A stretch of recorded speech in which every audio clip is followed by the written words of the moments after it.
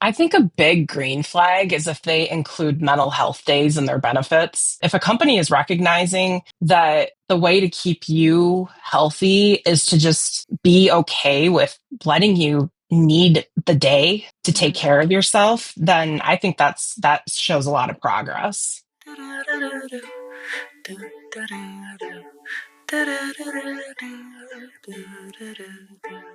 Hello, welcome back, Neurodivergent. Today I bring you a special guest. This is Diedra Steward, and she's just starting a new business called Stigma on the Clock.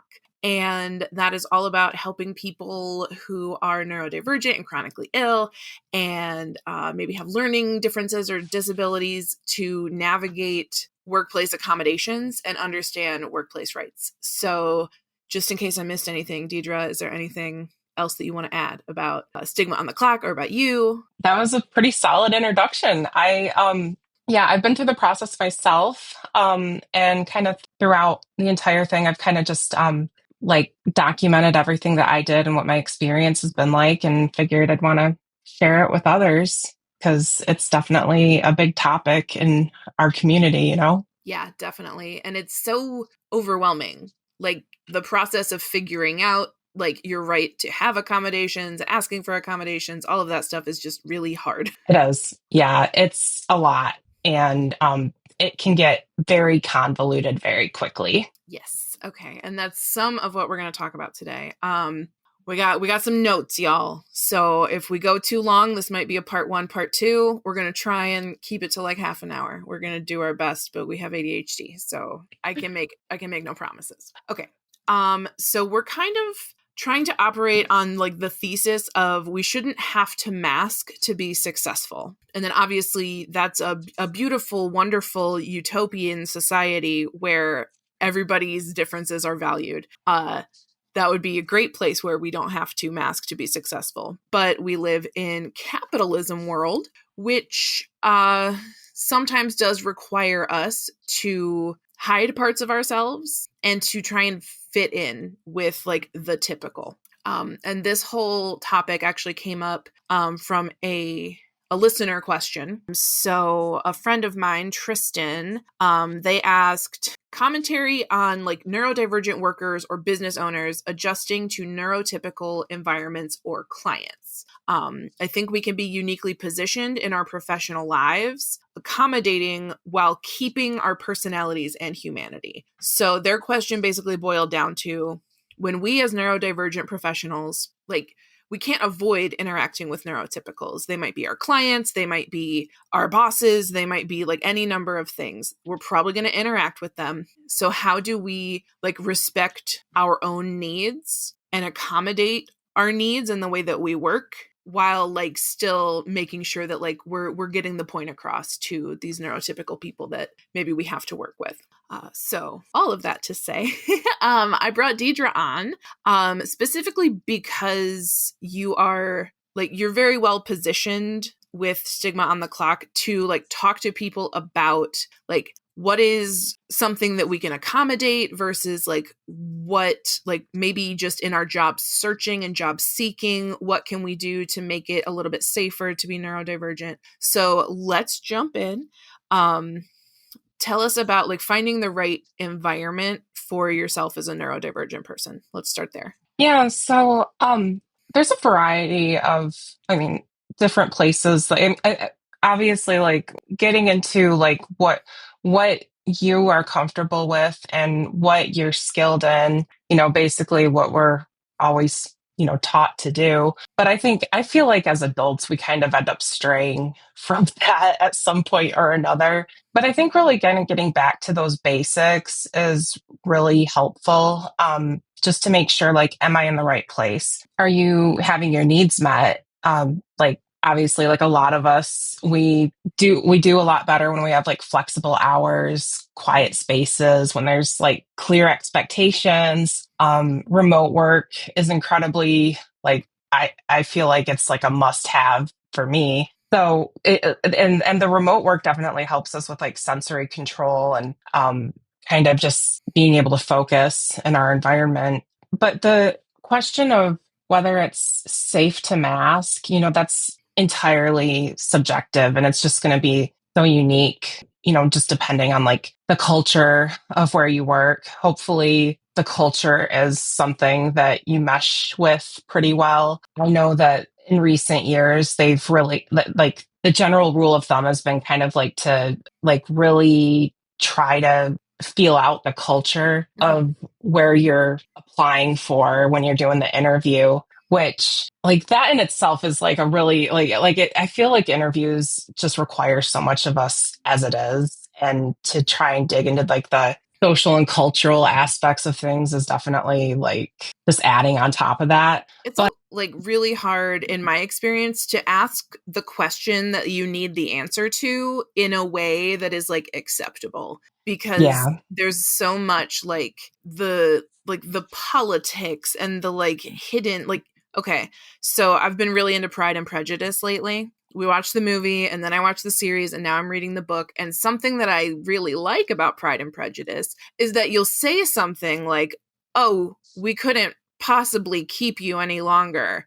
And that means like, get out of my house. But you say it in the polite, acceptable way. And I used to speak like fluent neurotypical, and that is something that I have just let get very rusty because I was like, I don't need this anymore. But I went on a job interview like last year, I want to say, and I was just straight up asking questions. Like, so I noticed that the owner's son is on staff. Like, what is that like? Like, what's it like having the owner's kid working with you? And like, what I literally meant to ask was like, is this kid going to be a pain in the ass? Because I have worked for family owned companies where like they just employ their family members, but those family members then just coast. They don't do anything. yeah. And they make your life harder because you have to go around and clean up after Junior. And like, it was very difficult for me to ask that question in a way that didn't sound like, am I going to have to clean up after Junior? I did not get a second interview from that. I also like, they had like Jesus on a crucifix on the wall. And I was like, so this looks like it's a Christian company. Does everybody have to be Christian to work here? Like, again, that probably went down on my list of, this is not going to be a good culture fit. It makes me think about the last time I had an in-person interview, my eyes were just like darting all over the place because eye contact is like super, like it makes my skin crawl. And ever since my diagnosis, I've been like kind of just like letting me do what I need to do to keep my nerves regulated. And in this interview, I just remember the guy interviewing me, like they were asking me a question about like SQL and, I was going to be doing like a database manager programming kind of job.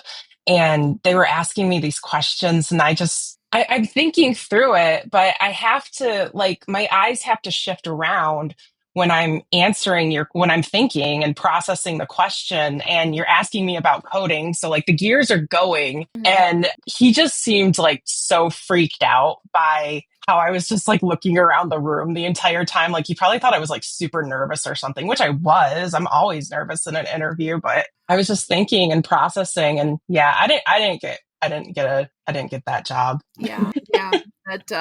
That's pretty typical. Right? Like that's the story of our lives. End of episode. End of episode. Yeah, it's hard out there. But like, I don't want us to have to mask, but at the same time, I think like I want to talk to neurodivergent people who are looking for jobs, who are doing interviews, etc., and like kind of provide like a phrase sheet. Like, if when you're traveling to Mexico and it's like, oh, here's 10 phrases that you might need in How do Spanish. I find the bathroom? Right? Like, donde está el baño? I want to do the job interview autistic donde está el baño, because I feel like that would really help. Like when they say like, what's your biggest strength and biggest weakness? Like there's a formula for the response to that. Like you don't want to say like, oh, my biggest strength is I can bench press whatever. Like technically, sure. Yeah, that's very strong. That's a strength. Just taking it very literally. That's not what they want. So when it comes to like finding the right environment, finding the right company culture, are there like red flags we can look for in job postings or green flags that we can look for in job postings? Because sometimes they love to say we're all about culture, wellness, but then it's like they give you a stipend to get a gym membership and then they still work you to the point of burnout. Yeah. Or like with mental health, or like we have an EAP program and a free subscription to the Calm app. Actually, the Calm app is probably like asking a lot of them. Most of them are just like, we pay some company to just like hook you up with a therapist and you get like 3 visits a year. Yep. Yeah. And My then they partner like pat did themselves on that. the back. It's like you can have 5 sessions with a therapist. And it's like, that's not going to help anybody Right. because you need like ongoing support. Okay, great. So like I what feel should we like look for? I feel like stuff like that is actually like good fuel for like crafting cultural questions when you're doing the interview.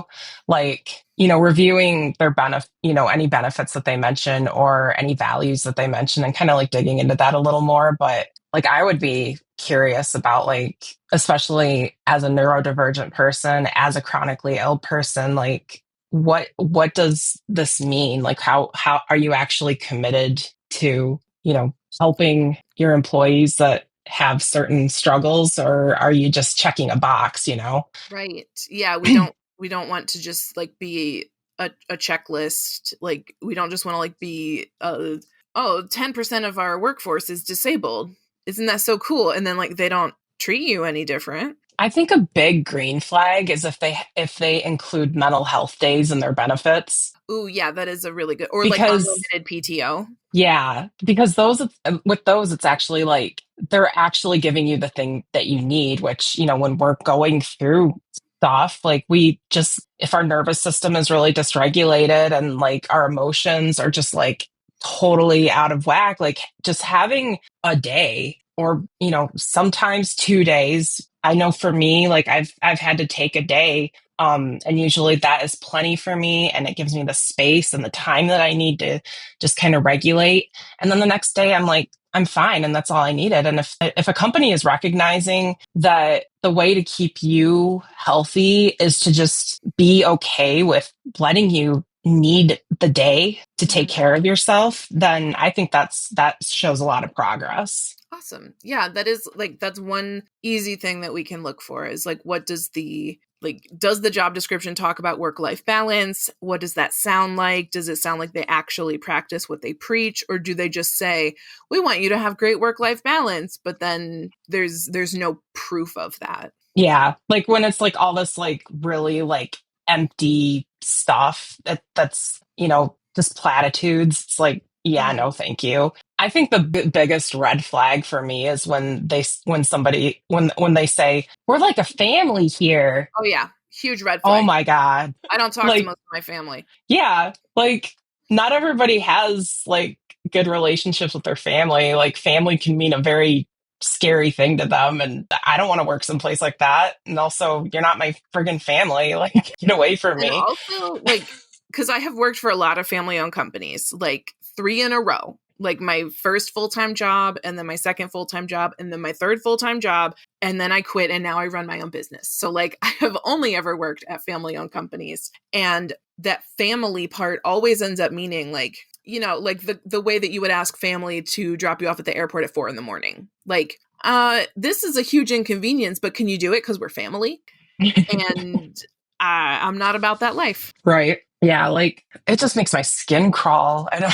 Yeah, it's And usually a red flag, to, unfortunately. to me, it also like signifies like there could definitely be like this like weird, I do not like culty vibes companies, and so many companies have the culty vibes, and like when you're autistic you pick up on that shit like so quickly, and it is irking. It is just like physically irking. Yeah, it can be like very cliquish in like Yeah. the corporate world, or even in like the service world, like in fast food, it's clicky. Like Yeah. I've worked in food service, I've worked in retail, like, and I was always the weird kid on the outside. I didn't know I was Right. autistic till I was in my 30s. Same here. Yeah. Yay, Well, us. then I was just a weirdo.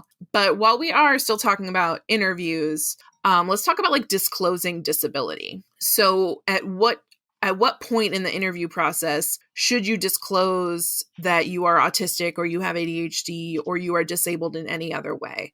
should we do this before the interview, during, after, or like not until you have the job offer? Yeah, like that is so, it's circumstantial. On paper, it's like disclose as early as possible. But the fact of the matter is that makes you subject to bias. Mm-hmm. Like whether it's legal or not, like it just does. I've disclosed like like when you're applying for a job and like, it asks like if you have a disability, if you've been a veteran. Mm-hmm. Um, I'll maybe check that box that I'm somebody with a disability. Honestly, only because like I know some places, especially if they like do contract work with the government, like they may need to like, have a certain representation of people with disabilities in their uh employee count.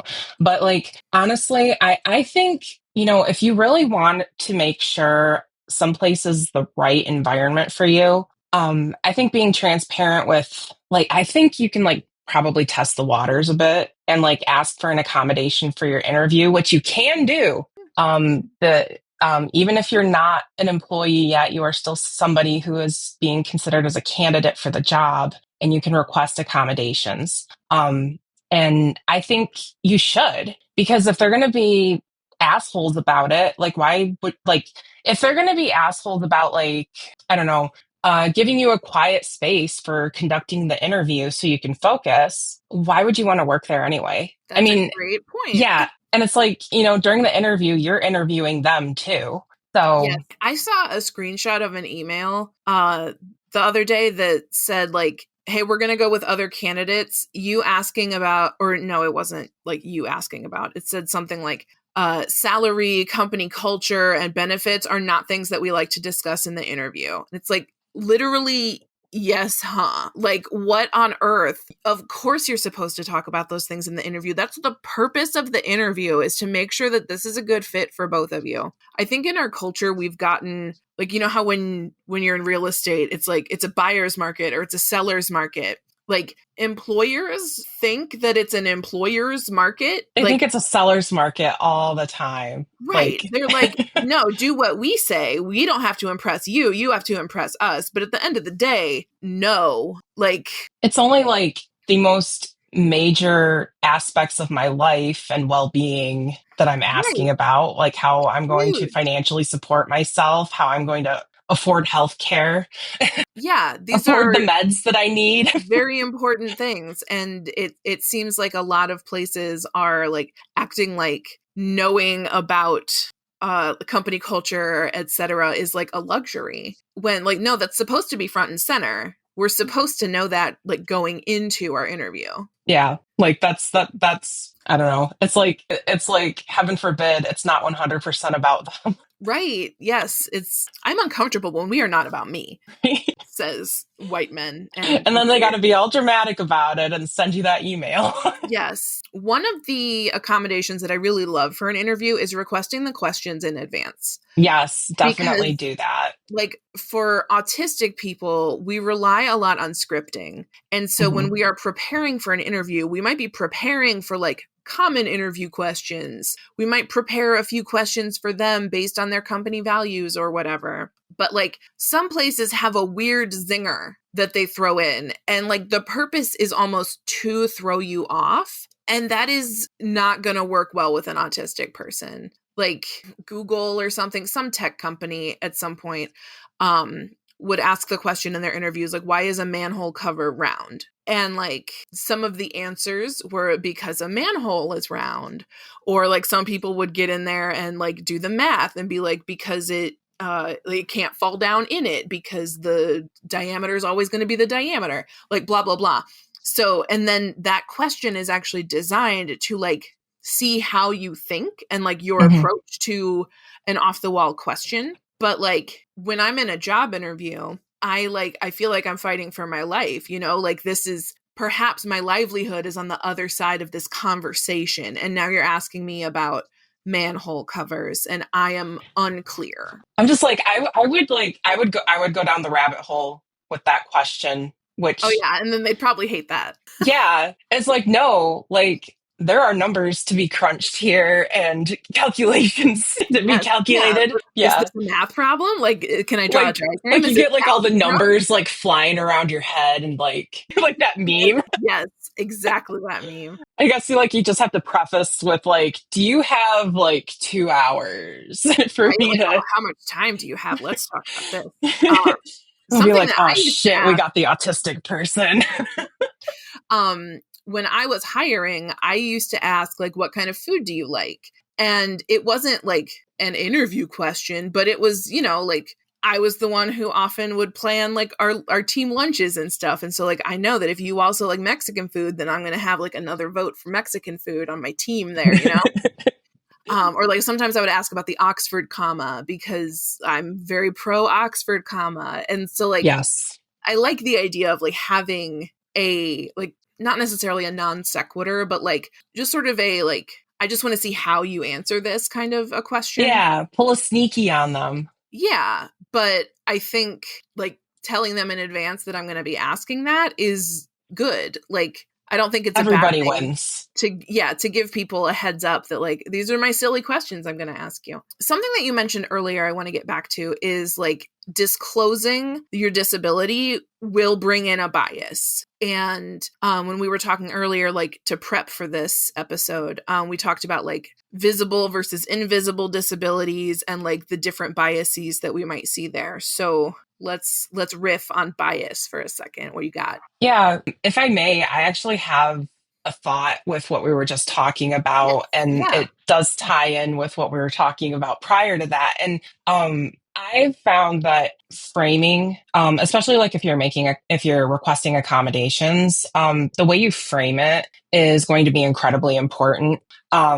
It sucks, but I mean, as if you can make the accommodation beneficial for them as much as it's going to be beneficial for you, then it's definitely going to get more of the attention that it deserves in a positive way, hopefully. Um, so, like requesting the questions up front, which I'm going to say it again, like you can totally do this. It is a legitimate accommodation and it helps us. When you're asking for that, framing it like help ensure that we're going to have a productive conversation and, cover the most ground, during our time together. I think helps a lot because I mean, let's face it, like usually these hiring managers are like squeezing this interview into like, they're thinking it's going to take like 20 minutes Mhm. when, if I know for me, I get stuck in like the circular thinking and is wondering about the manhole covers and gotta dive into that. And I mean, if that happens, I know as a candidate, I'm probably doomed because like it's not looking good. Yeah, Unless because they're wanting that, unless it's you'll look Google and they're wanting to know unfocused. how I think. Yeah, like some places. I recently interviewed. I just got a new part-time job as a neurodivergent career coach. Yay! Um, Yay. and part of that process was like they sent me the questions in advance, and when we were on the interview, like I could go look at my notes, and like it was great. It was very affirming, and they like. I mean, being a neurodivergent owned and run business, that was a point in my favor already. Like they know they're set up to like work with neurodivergent people. So that was just very affirming. But like, most of the jobs out there are going to be in like quote neurotypical companies. Yeah. It's a rare gem. Thankfully, there are some companies that are really starting to understand that they're really starting to understand that a lot of the employees that they are needing for the things that they're trying to do are going to be neurodivergent in some way or another. Mhm. So, like software companies obviously are like going to be a lot more accommodating and welcoming for people who are like on the spectrum or other forms of neurodivergence. I mean, I've even seen it in like IT as well. They really try to foster a culture where you're going to feel welcome there and comfortable so you can be at your best, which really like, it's so important for those of us who are neurodivergent to, feel safe, to feel like at ease because, we're not going to be able to do much when our nervous system is just going haywire. Great point. Yeah, like I worked in like an open floor plan office, Oh and gosh. one guy would call on speaker a woman across the room, and she would answer on speaker, and then I had to hear them both talk twice. And like when they were doing that on a call, I would just sit there and twiddle my fucking thumbs because I'm not going to get anything done. Like, what are you doing? Either pick up the phone and talk, or get up and walk 10 feet and have the conversation there. I can tune out one conversation. I can't tune it out in stereo. I need you to stop. It drove me bananas. I mean, as much as like, on paper, they're not supposed to do it. I mean, there's a lot of bias. Like, my goodness, we do it to ourselves all the time. Like we have like a lot of us struggle with internalized ableism. Just imagine how much externalized ableism is out there. I think thankfully, like we're transitioning to a culture where, it's not like you're untouchable, you're icky and diseased or something, but like there's still like, there's still a lot of like misconceptions and misunderstandings and just like misinformation as well. Like they don't even know when you think of like somebody with autism, I mean, a lot of people think something totally different from like you or I. And like, Right. there's People just, imagine like a young boy who loves trains. Like that's as far as yeah, anybody goes. yeah, And like, we have autism moms and all of this, and like resources for like parents of autistic children, but then like nobody seems to be listening to the autistic adults who like have survived into adulthood and are now like, this is what I needed as a kid, like please listen to me, like please help these children yeah, better. And yet we still like stick to systems that are like, no, we're just going to try and teach them how to be normal. Like that's not yeah. painful. I've also noticed that, when you let somebody know, like if you use the term disabled or I have a disability, it's like they immediately start talking at you and not with you. Yeah. So that gets really frustrating, especially if you're neurodivergent and you have the tendency to really pick up on sudden shifts like that, where you're like, they're treating me differently all of a sudden. Yeah, like the Huh. vibe is off. Yeah. I wonder what happened. Yeah, we're all about vibes. Like if the vibes get weird, like it's done. Gross. But yeah, like that bias is there. I think we're starting to kind of see like more people that are willing to like, especially with the prevalence of neurodivergence, like there's very few people who are not impacted in some way or another, whether directly or indirectly by neurodivergence or really any sort of I don't want to say like disability, but you know what I mean? Like, Yeah. I mean, honestly, it's a disability. Like being autistic is very disabling in a society that won't let us do what we need. yeah. Or it's just like way overstimulating. Like I rarely leave my house. Like I think like, there's stuff like that. Like we just, we try to be regulated. We need that. And it's very hard to have people understand that without being like, you're just a snowflake. You're just too sensitive. You can't handle anything. Yeah. They like immediately think like you're incapable of doing stuff, period. And it's like, I am capable of a lot of shit. I just need support. And here's how to support me. And, if you're not even willing to listen to this, goodbye. Like, Oh, I would love to talk about the statistic on your website that 72% of neurodiverse employees need accommodations, but only 36% receive them. yeah. That I believe was, if I'm recalling correctly, I believe that was from the Journal of Organizational Behavior. And I felt that was an alarming statistic Yeah, where, that's saying like about half of people who need accommodations will get yeah, them. That's yeah, not like a whole, like, about over 3/4 of you guys like have needs, but only less than half of you are going to get anything. yeah. So yeah, that's messed up and we can do better. And by we, I mean they. But we can do better. This will kind of bring us back to like stigma on the clock and like the resources that you have for people and like helping them get the accommodations they need. I would love for you to talk about that spreadsheet that you made. Blew my mind. Yeah. It was beautiful. Thank you. Yeah. So I feel like when it comes to accommodations, like a lot of people know that like you can ask for accommodations, but I feel like there's very little knowledge around like what does that actually mean? What does it actually look like? What actually happens? And I feel like a lot of people, and I've done this myself, you kind of walk into it blindly because you're thinking like, you've got like well, like right now I literally have my rose tinted glasses on, but like you kind of walk into this and you're thinking like, this is going to be okay. Like it's going to make things better. Well, it could, or it could make things a lot worse because some employers are shitheads. And I'm gonna get censored so much of this. No, it's going to be great. It's going to be great. Awesome. So, like, they don't realize that when the moment you ask for an accommodation, it kicks off. It opens a can of worms. We'll put it that way. But I mean, I really wish that more employers had really clear processes that, and maybe this is just like my neurodivergence coming through, but but I mean, for people like us, I mean, a clear process is really helpful. A lot of employers, and very not clear.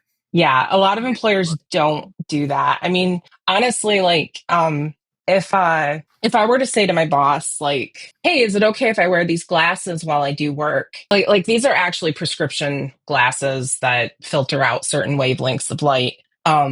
Technically, that is an accommodation request. He has to say yes, or he or she has to say yes. Like that's perfectly fine. And if they say no, like technically that's denying an accommodation. I think clarity both for us, the people that are asking for accommodations, and the employers, I think is essential and makes the process go a lot better. But I also think it's incredibly important to CYA. And I have learned this the hard way.